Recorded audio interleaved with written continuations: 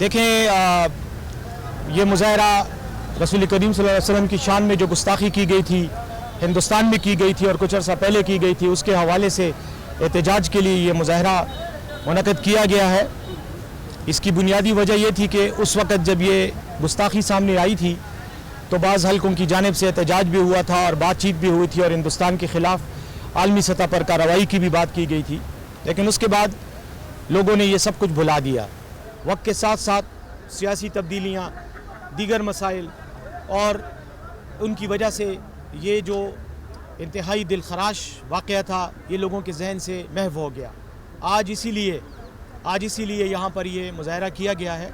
تاکہ عوام کو ایک بار پھر اور حکومت کو بھی یہ پیغام دیا جائے، عوام کو یاد دہانی کی جائے اور حکومت کو پیغام دیا جائے کہ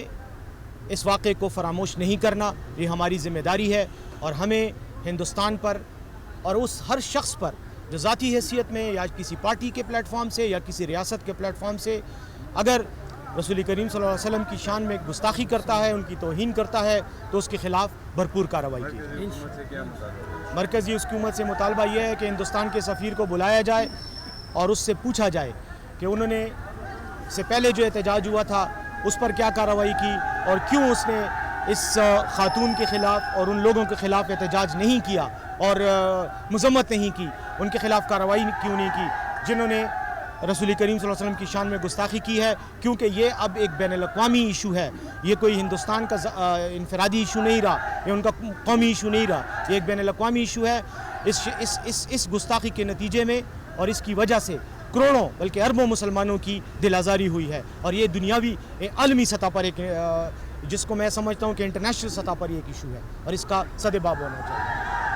آج وزیر اعظم صاحب کے بھی آئے تھے سیلاب متاثرین کے لیے، لیکن سی ایم صاحب نہیں ملے، کیوں؟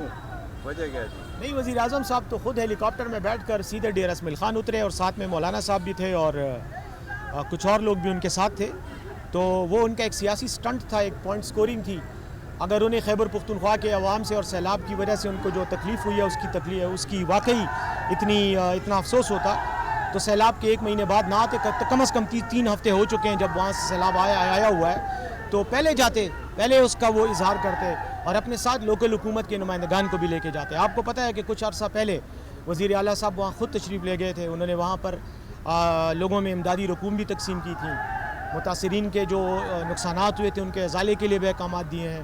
اور حکام کو بھی احکامات دیے تھے کہ جو تباہ کاریاں ہوئی ہیں ان کا فوری سدباب کیا جائے۔ تو میں سمجھتا ہوں جو کرنے کا کام تھا وہ تو وزیر اعلیٰ خیبر پختونخوا کر چکے ہیں، تو آج یہ صرف تختیاں جو لگانے والا ان کی پریکٹس ہے کہ کام کوئی اور کرتا ہے اور